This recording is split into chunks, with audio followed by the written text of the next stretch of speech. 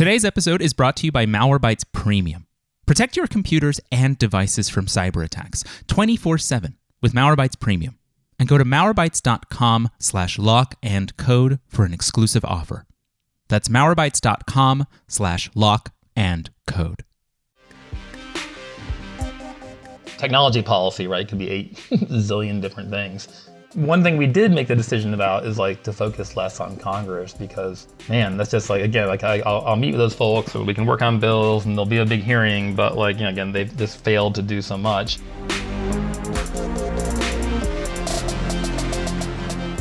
This is Lock and Code, a Malwarebytes podcast. I'm your host, David Reese.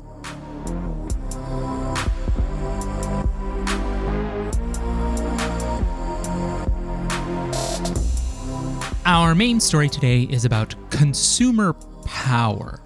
We've been doing this show for somehow 5 years now, and frequently at the end of an episode, there's what I would call an attempt at reconciliation.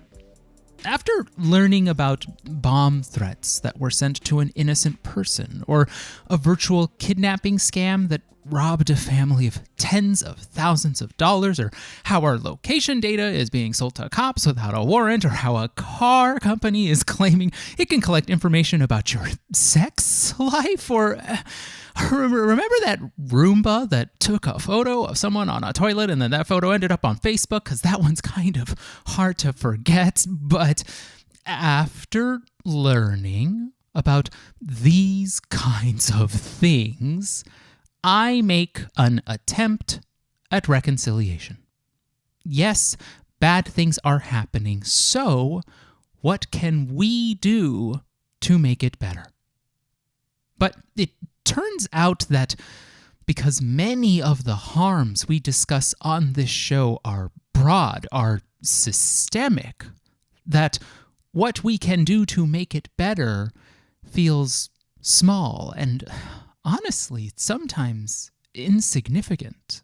As in, yes, okay, using unique passwords and multi-factor authentication better protects me from being hacked.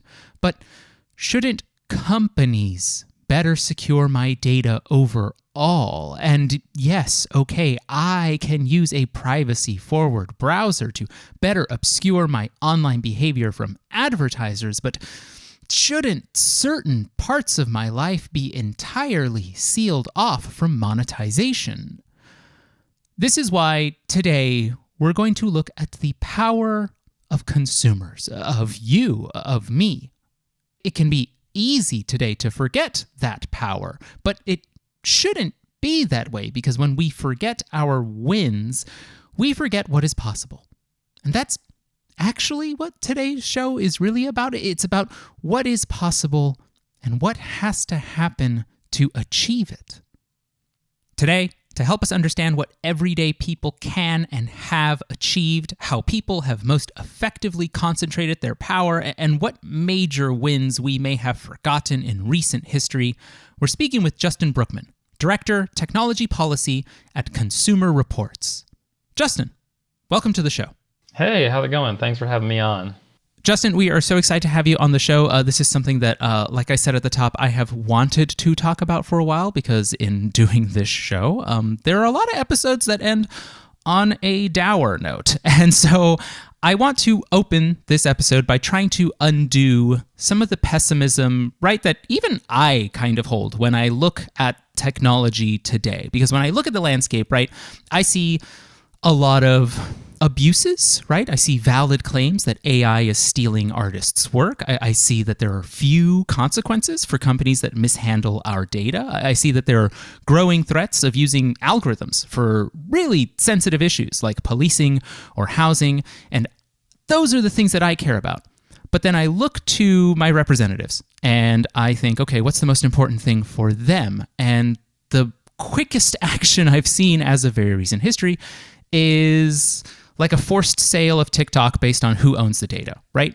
And this isn't to call into question like TikTok or the veracity of those claims, but it doesn't feel like the things that resonate with me resonate with Congress. And so all of that is a huge preamble to say, I would like to see the picture a little more optimistically. And I just want to intro with, what are some of the biggest consumer wins we have seen in recent history, and how were they won? Yeah, so I'll say I have worked in tech policy for, 15 years or so. And it definitely has been frustrating at times. I feel like we're kind of, banging our head against the wall, or like rolling the ball up the hill and it keeps falling back down again. But I will say, I think we have seen more in the way of actual tangible policy victories in the last 5 years than we ever did before. You go back to like the 90s when the internet came out, and everyone was like, the Ira Magaziner and Clinton were like, don't touch the internet. Internet's awesome. And I think it took policymakers a long time to get past that, and then Congress doesn't do a ton, though they do more than they have in the past. But one thing we've seen is the states start to kind of pick up the slack. Maybe starting with California. California traditionally is probably the strongest consumer protection regulator in the country. And so we started to see states actually pass privacy laws, starting with California back in, I think, 2018. And then we've seen actually 14 other states have passed privacy laws since then. And again, these laws are not as strong as we would like, and part of my job is to try to make them incrementally stronger, but they kind of are. Just a couple of days ago, Maryland passed what is arguably the strongest state privacy law. It doesn't go into effect yet. We're seeing, tons of sectoral legislation, especially, health data after the Dobbs decision. We've seen California and Washington State pass pretty aggressive measures to protect health information. We have a pretty strong Federal Trade Commission now with Chair Lina Khan. They have been more aggressive in their enforcement actions, including around health privacy, saying any sharing of health data, we're going to consider that to be a health breach. And so again, it's not perfect. Again, other areas, one area I've worked on for years is the right to repair, the right to repair your product. And again, I feel like I was kind of ranting on the moor and no one cared about it. But then suddenly now, California passed, starting in New York, actually New York passed it first, Minnesota, California, Oregon passed it a couple of weeks ago. And so now we have the right to actually repair our devices in ways that we didn't before. And again, these tech policy victories they're certainly not happening in the 90s, but they weren't happening really in the last 20 years either. It's just we've finally seen, I think, the dam start to break that you know what? There's not going to regulate themselves. And again, and it's scary to have states regulating the internet, and they can get things wrong, and they definitely have. But the alternative of doing nothing, I think regulators are finally starting to say, we can't just wait any longer. On specifically the right to repair, because it's something I've heard about, it's something that I've heard folks advocate for, but I don't know too many people who would know about it just off the bat, right? And so what is the right to repair, and what have we gained, like you said, in the past couple of years with New York and California and Minnesota? Yeah, and Oregon, and hopefully soon Colorado. So if you have your device, and if you break it, increasingly, because there's software elements and bespoke elements that they insist that you go to them. And so if you break your iPhone, and Apple traditionally would say, well, come to the Genius Bar and we'll charge you $200, or maybe we'll sign you up for a long-term care package. And independent repair shops have found it traditionally harder and harder to get the replacement parts, to get the documentation, to figure out how to fix it. And they think about traditional repair, the biggest issue with repair is probably cars. And cars, we've had independent repair shops for years. And that's actually a while ago, Massachusetts passed a law saying we need to ensure that for cars. And a lot of the car manufacturers kind of agreed, okay, blah, blah, blah, we'll agree to give the diagnostic data to the independent repair shops. It hasn't been perfect, especially as, again, cars are more computer-like now, and Tesla probably insist on taking you to Tesla. But most cars, you can still go to an independent repair shop. But with the law passed in New York State, and like I said, Minnesota, California, and more states too, these companies actually have to give over the information about how to fix it both to consumers and independent repair shops. They have to make the parts available so that you can do it yourself. There are some great outfits like iFixit that do tutorials on here's how to replace your screen yourself, or here's how to fix this smart device. So again, people have the ability to do it too, but also like your corner repair shop that fixes screens that maybe they were prohibited by companies' terms of service from doing it themselves. Now Apple and Samsung and it's not just phones, other smart TVs have to make available the parts to folks to let you fix it yourself, so you don't have to pay whatever they decide to charge you.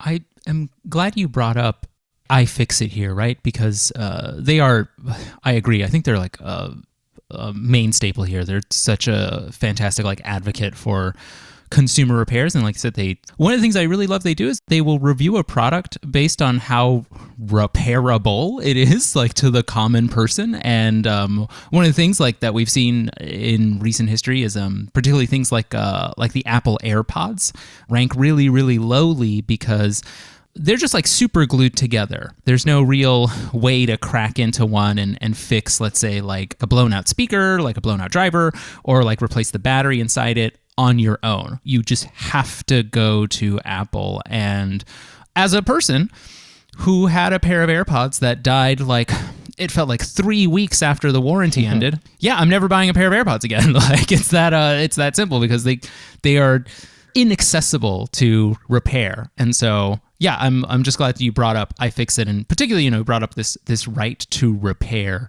in things like this, right? In these consumer wins.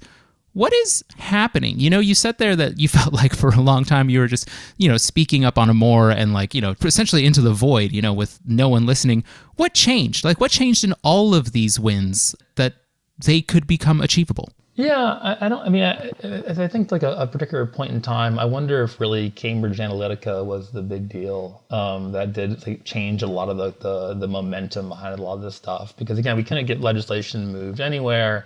And then I think there was like there were national hearings, and suddenly people were outraged and concerned about the future of democracy. And again, Congress got very activated about passing a law, and they never ended up doing anything. But I do think the states finally started to realize, okay, even after that, Congress didn't do anything. And so we started to see the states actually move on a bunch of stuff. The California privacy law was, again, a weird... California has this strange ballot initiative process where anybody with enough money can like put together a ballot initiative. And this one like real estate developer, I think followed Cambridge Analytica and read about data brokers and said, this is kind of ridiculous. And so he like wrote a privacy law and spent the money to put it on the ballot. And that kind of forced the feet of the legislators in California. So they said, okay, we don't want to do that because, that's kind of crazy, but like we'll pass something pretty similar if you agree to withdraw that. And so that was like in 2 weeks time, they quickly cobbled something together and passed a law. So that's like just an example of like one dude who doesn't really work on the issue, kind of forcing the hand of regulators to end up doing something. And again, that law is flawed and weird, and again, definitely you can tell that it was rushed. But it did like set the path for like, okay, the internet didn't shut down in California. Colorado's like, hey, maybe we should do that too. Maybe maybe people should be able to access their data or get rid of old data or turn off targeted advertising. And then we've seen again, like I said, 14 other states have done similar things. Now, not all those laws are great. Like I think after we started to see some victories, like an industry whose position was like states should not be regulating this, we should oppose all state privacy legislation, started to see, oh, this is happening. Well, if we're gonna have state privacy legislation, we should definitely have weak privacy legislation. And so like there's definitely been some very industry friendly bills that have moved in states like Virginia and most recently Kentucky.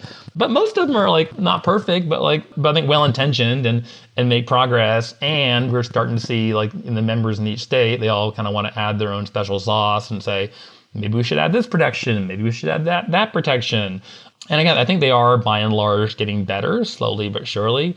But also, we're not, again, most of them aren't even in effect yet. There hasn't been a lot of enforcement of it yet. We've definitely seen a lot of companies adopt like the most ridiculous interpretation of like any ambiguities to still do all the data sharing and targeting they want to do. But I do think the arc is bending against a lot of the worst practices.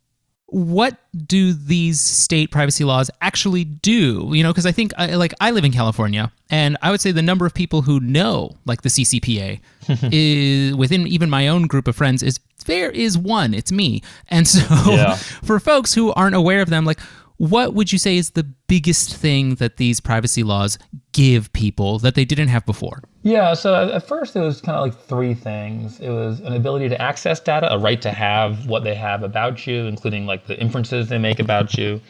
Two, a right to delete. Like if you don't want them to have your data anymore, you should get rid of the data. And then like an opt-out for like sharing or for targeted advertising. There's mostly those three things. But yeah, those are hard to use, right? You access your data, you can send it to a company and find out what they have, and that's useful. You can learn about it. And the deletion rights are one thing. Opting out is really hard to do, like site by site. It's kind of hard to scroll to the bottom of every single web page you go to and say, don't share my data. And then they say, are you sure? And then it's confusing, and that's just not usable. And so we've seen like over time, like these states kind of iterate on these protections. And so now most of them have like a global opt-out. You should be able to universally tell every website you go to, I don't know who you are, I don't care who you are, don't share my data, don't use it for targeted advertising. So California added that a couple of years ago, like most states have that. Again, we're still seeing how that's playing out in practice. I spend a lot of my time on that, so we can go down that rabbit hole if you're interested. But they keep adding more things too. Like now you have a right to correction. Sensitive first-party data, there are protections on in a lot of these states. And so, and like I said, especially around health data, there are more and more aggressive protections to stop folks from doing that. And now, of course, everything is AI, and policymakers say, I want to do AI stuff too. And so the vehicle for doing AI stuff ends up being a lot of these privacy bills as well. And so especially the California bill, has restrictions on profiling, they're working on rules around automated decision making and when your employer can surveil you, and the use of algorithms to make controversial and important life choices. What should be the rules around that? I think the privacy debate has been maybe like a slow burn for like going back to the 90s was like the first time federal legislation was really considered, but obviously it goes back decades before that too. The AI race and the AI policy race is a lot more recent, but we've seen tons and tons of bills out there trying to think about and address how we should be constraining abusive use of AI. I'm glad you also brought up this opt-out thing, because when I talk about what rights people have, and then unfortunately it does go into like, well, you have the right to like opt out of, third-party tracking on each individual website you visit in a day, which could be hundreds. And it feels so weak. It feels so unsatisfying to say like, oh, like you have a right to go through a million forms that, as far as I can tell, do not have a standard format, do not have a standard template. You have the right to read through a bunch of information and to increase friction in your web experience. I have found that people aren't excited about that. And I don't know how to make them excited, but I wanted to touch on it that, like, yeah, it's a thing. I do it. I don't know other people who do, and I wish there was just a better way to message that or to achieve it. Like, it's not to message it. I don't think the problem is messaging. I think the problem is we haven't found a standard way to like roll out cookie consent forms. Yeah. And it's frustrating. That's all. And it's hard to do. It's hard, so I think a lot of like data usage is kind of intuitive and folks are fine with it. They go to Amazon, they buy something, and then Amazon shares their data with like Chase and like shares it with FedEx. And like there's some necessary sharing to make stuff work, and that's fine. It's like the secondary stuff is when they sell it to a data broker, or you almost buy some shoes and they follow you around the internet for a week that people want to address. And the question is like, how should policy deal with that?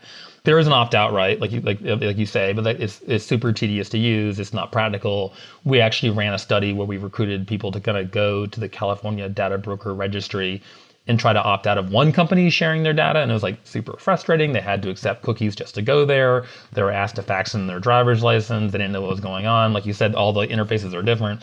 And so it's like a deeply tedious experience. So that's hard. There's opt-in, but opt-in can be annoying too. I think anyone who's traveled to Europe, like every time you go to a website, please micromanage your cookies. Like, I don't want to micromanage my cookies. I just kind of want it to not happen. One idea that's gotten a lot of like uptick from regulators and from advocates is the idea of data minimization, which is like companies can do whatever they want that's directly in service of what you ask for, but then they can't do anything else. So it just works. Like, okay, if I need first-party cookies to remember you when you're buying something, that's fine, but I can't share data with Google or a data broker.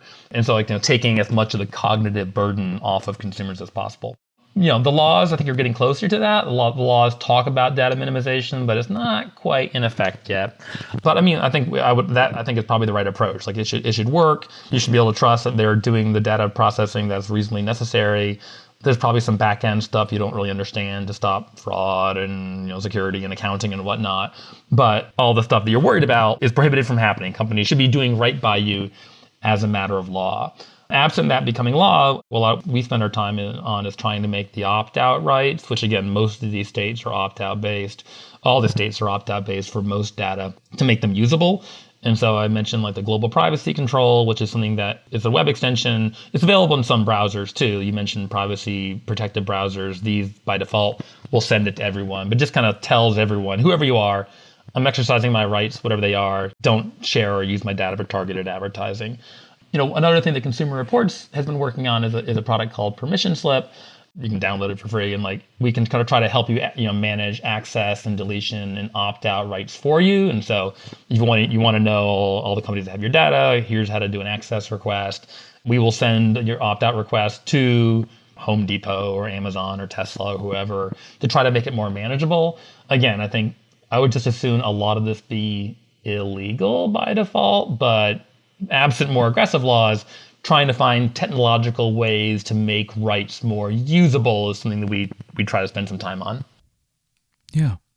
We've talked a lot about policy, right? We've talked a lot about interpretation of policy, creation of policy, the whole issue in California. A real estate developer was like, I'm going to buy a law, essentially. And then, that forces policymakers' hands. But all of this is to say, so many things we've talked about involve the government, right? And yeah. I think of the same thing sometimes, right? I was like, in preparing for this episode, I was like, oh, what are consumer wins, historically? And I always fall back of getting rid of leaded gasoline, which it's strange that the thing I fall back on happened long before I was born. And then I also think of things like asbestos, removing it. And even then the US was super late to that. But I also think of things like creation, the very creation of the Consumer Financial Protection Bureau that happened in 2011. All of these things, though, all of these are feats of government. And so my question is, can consumer victories even happen without the government? And if so, what are some examples?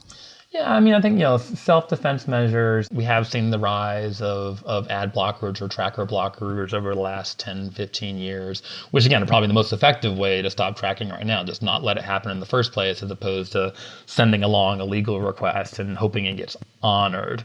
But even apart from that, I mean, I think in some ways, I think the writing's on the wall. We have seen a lot of the big tech intermediaries what, my customers don't like this.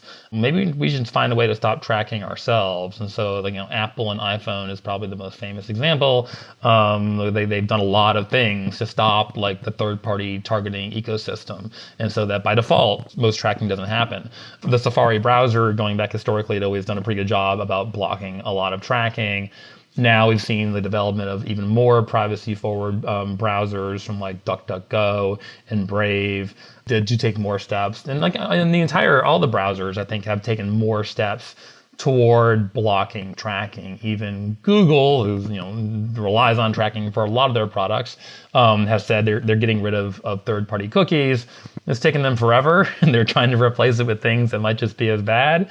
But they feel the pressure too, and I think there is some recognition that this tracking is in some ways the original sin of the internet. And, in some ways it's, we're trying to put the genie back in the bottle or toothpaste back in the tube, but it's hard, but we have seen progress toward doing it. And I think the market is, I think, finally listening to the angst that a lot of consumers have that no, we don't necessarily need this tracking to make the internet work. I hear those stories. I like those stories because I'm privacy minded. I'm into this stuff, but I'm also, I don't know why. I also have this feeling where I don't believe it. I don't believe in companies doing something because it's good. I have a very, very dim view of corporate responsibility. And I feel companies don't do things that won't make them money. And I wonder if privacy stopping tracking just became attractive for a certain like market demographic that wasn't there before. You know, like I use Brave. I trust the people who make Brave, but I wonder if at some level like Google is quote unquote getting rid of third-party tracking. Like you said, they're implementing other systems that could also reveal a lot of information about you. And I wonder if Google is doing that because they're saying, we don't like that David's on Brave. We want David to come back to Chrome. Brave is Chrome-based, so it doesn't matter at the end of the day. But Google doesn't get that tracking from it, and so that's where I'm coming from. I don't know how you feel about that. No, I think it's a fair concern. And I don't think these companies are doing it out of the goodness of their heart necessarily. I mean, I think some of like the companies where privacy is raising debt, the founders just believe in it. Though also maybe they see that there is an angle to make some money. And again, I think the companies like Brave and DuckDuckGo have been fairly successful. But no, I don't think Google's doing it because it's the right thing. But I think that's actually a good thing. It's like Google's like, oh, we're going to lose market share. And that's maybe the most optimistic way. Like, so therefore, we have to constrain tracking in order to do it, in order to get people back. I don't think that'll be enough, and that's why I spend a lot of my time on policy, but I think it's a great sign if, again, some of these companies that do depend on tracking for a lot of revenues feel the need to make changes in order to respond to the marketplace, not necessarily because it's the right thing to do, because they're going to lose in the marketplace otherwise. I also think that some of the concerns are if they don't do it, then government's going to do it for them. And again, we've definitely seen lots of effort to constrain tracking, especially in Europe, but also here in the United States. So maybe they see the writing on the wall, want to do it in their own way, and maybe more importantly, at their own pace.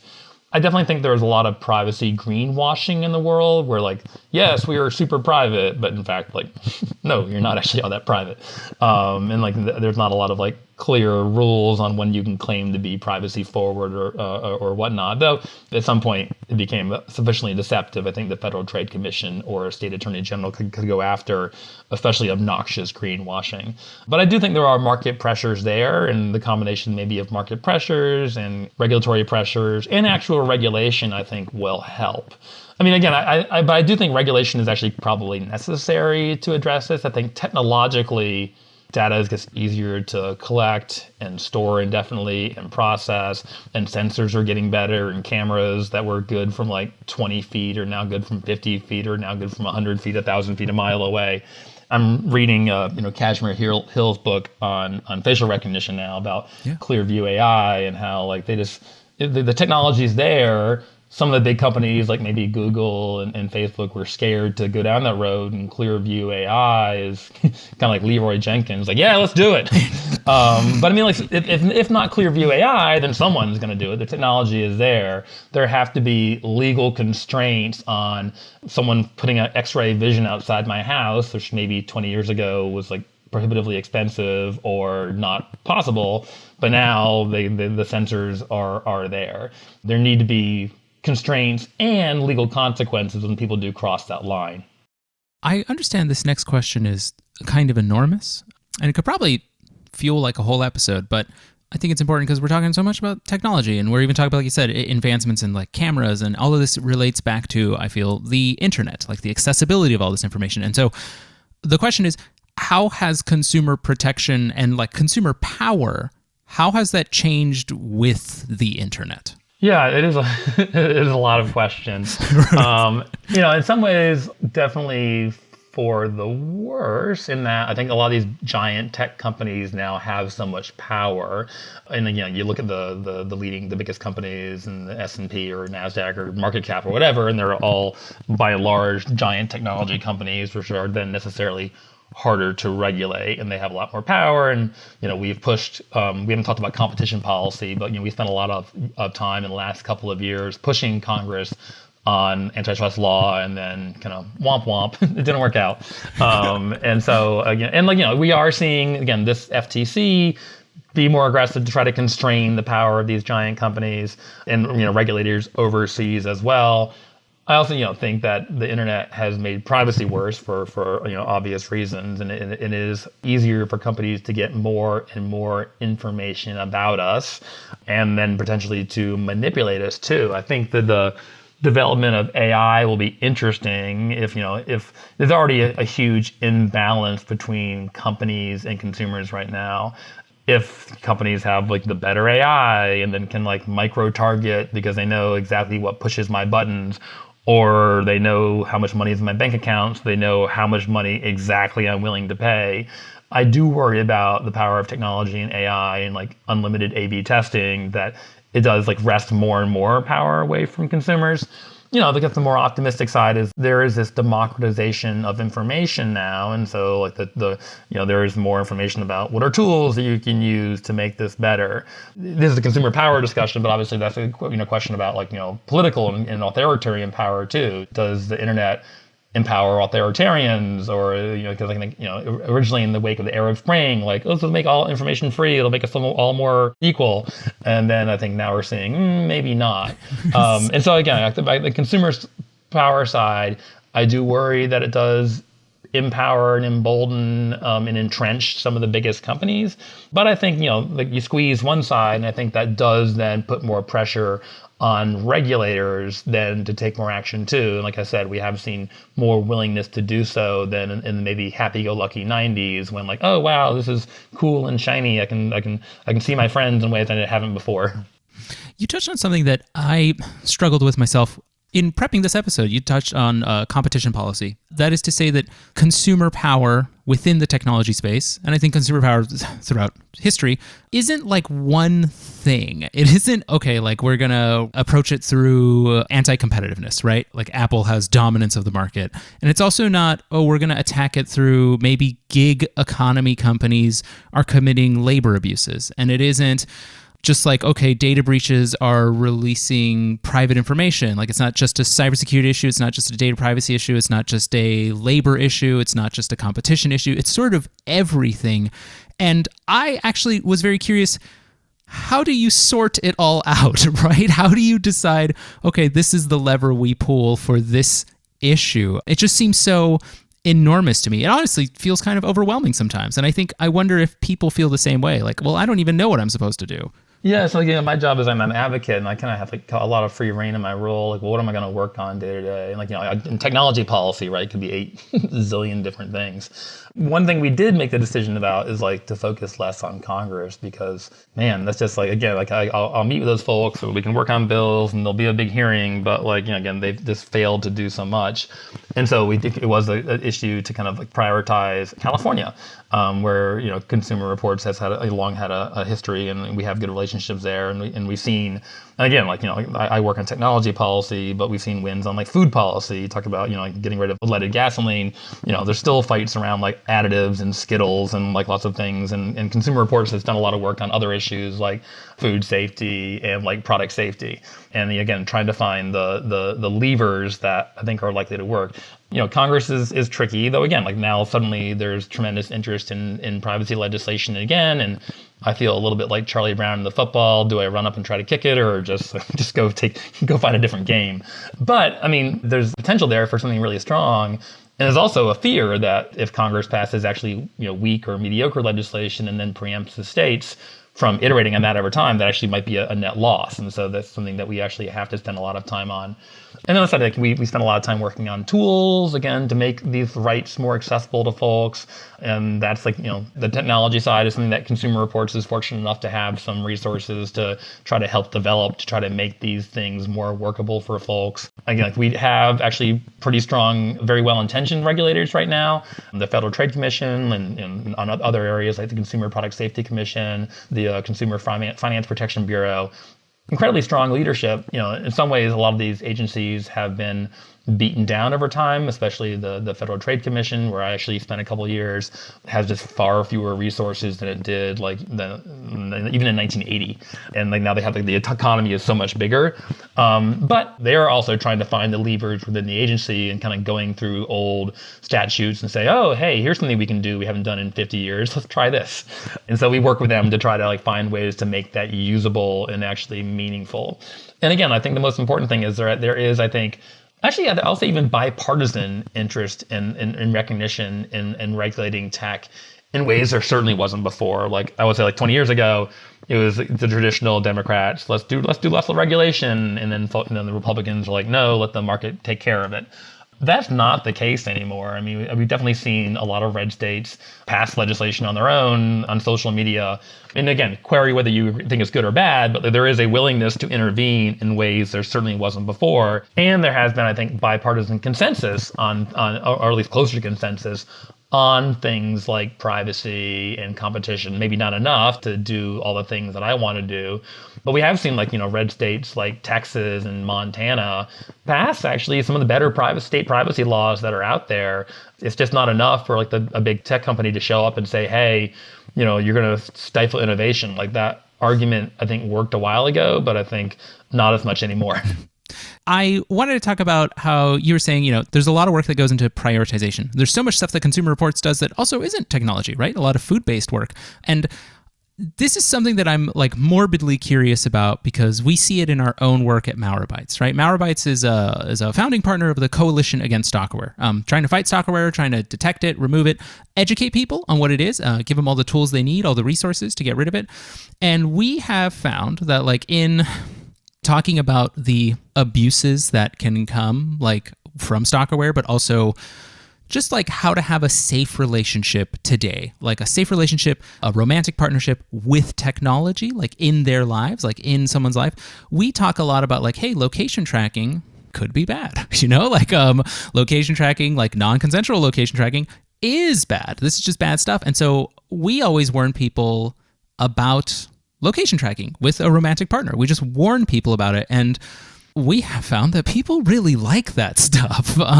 People in healthy relationships where there is no abuse, they love location tracking. And that's really hard for me to accept. That's something that I just have to learn about. And so my question after all of that is, are there issues that Consumer Reports that you folks have thought this is going to be it, this is a big one, and then the public says, nah, not really. And if that's happened, how do you deal with that?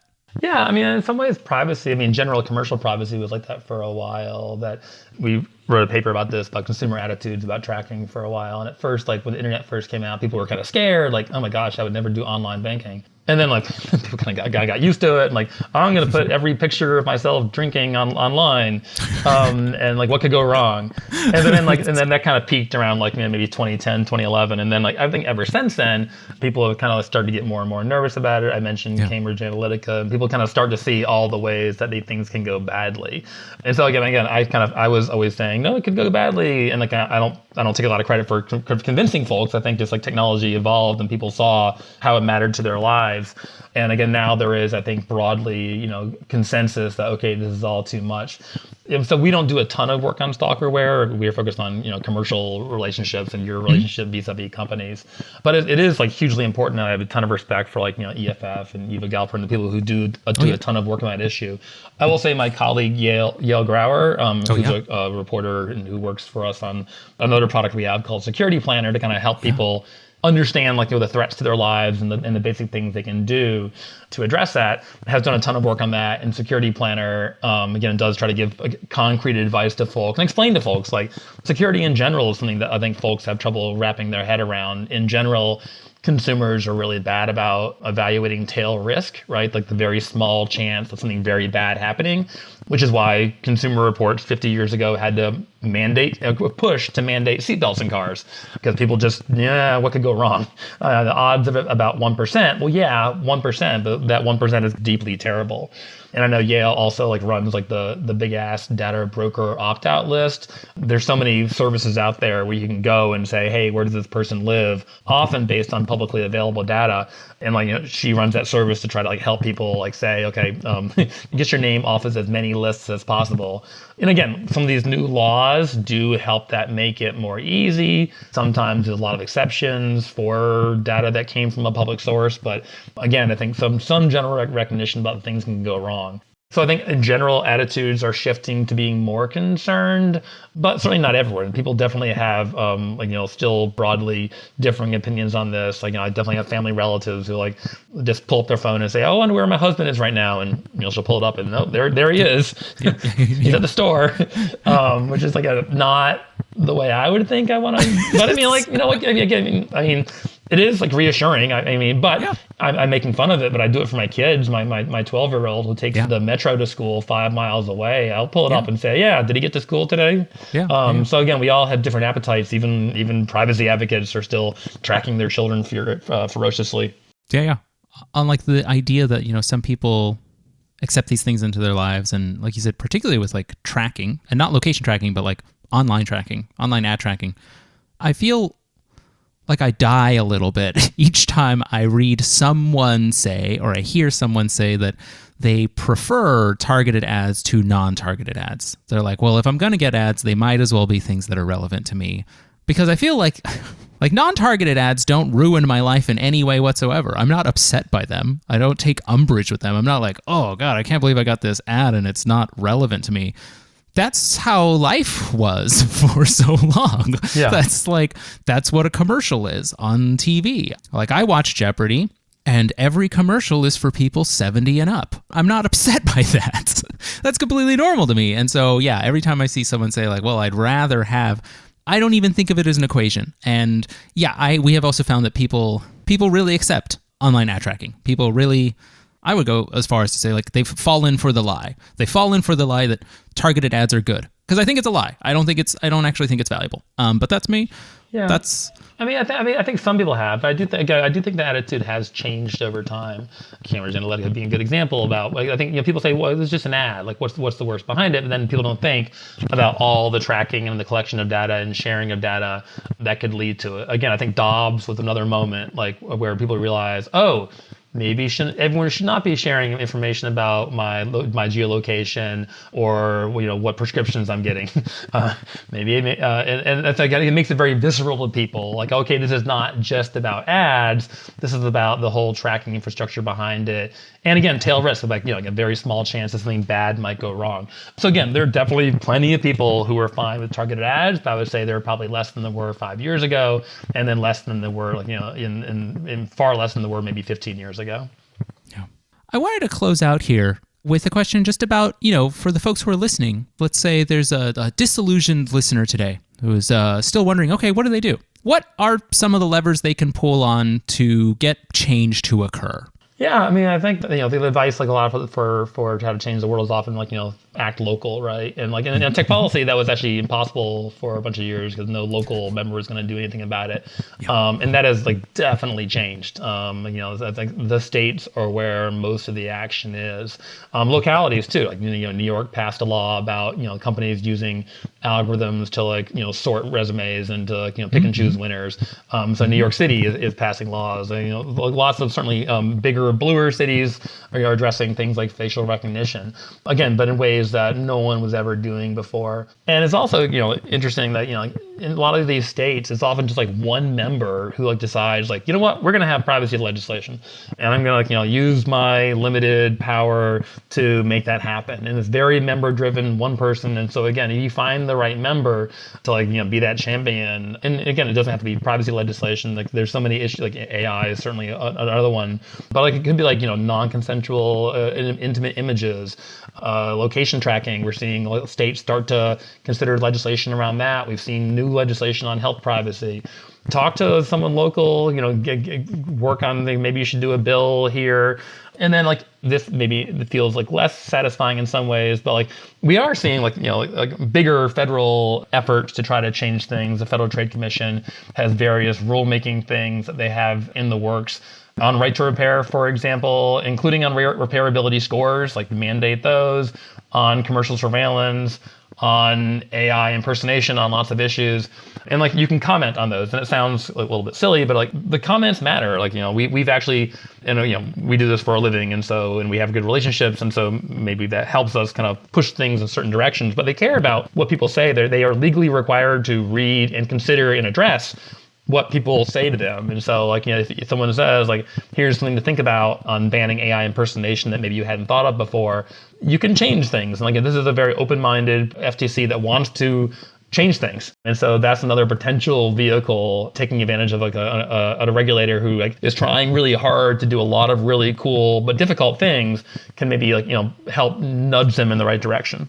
I'm glad you brought up the commenting procedure, right, for the FTC, because it feels, I know what you're saying here, it can feel like it's not entirely satisfying, but I've commented before. I've worked at organizations where they put together a comment, like an organization puts forward essentially a single letter as a comment.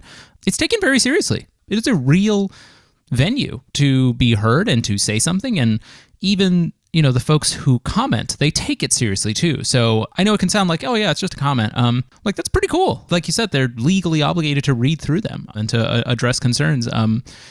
It feels maybe not great, but it actually is. I would highly recommend folks to look it up, try it out. It makes you feel better. Industry is definitely taking advantage of it. Industry is commenting. Their Right. companies are doing it. They're hiring trade associations to do it, to make sure they address every single issue. So they recognize it's important. And consumer groups are doing it, but we are under-resourced and understaffed. And so it often is helpful to have a smart, curious person who really cares about something to spend an hour or two to drill into an issue no one else is thinking about. It can be really impactful. Yeah. Justin, I wanted to thank you again for coming on today's show and for just explaining there is some optimism in this world and there has been change. And so again, thank you for coming on today's show and showing all of this to us. Yeah, totally. Thanks for having me on. I love talking about this stuff. And again, it's imperfect, but I think, things are getting better in a lot of ways. And there's interest in making things better. It's hard, though. It's hard passing legislation and passing rules, especially around things like AI. And a lot of people want to do the right thing. So again, having interested, dedicated folks who want to help is always welcome. To our listeners, we'll talk to you again in 2 weeks. Until then, stay tuned and stay safe. And remember, you can read all our cybersecurity coverage on Malwarebytes Labs at malwarebytes.com/blog. Finally, our intro music is by Kevin MacLeod from incompetech.com, and our outro music is by Woa from unminus.com. Today's show has been edited by our podcast consultant, Eric Johnson, at lightningpod.fm. Thank you, folks.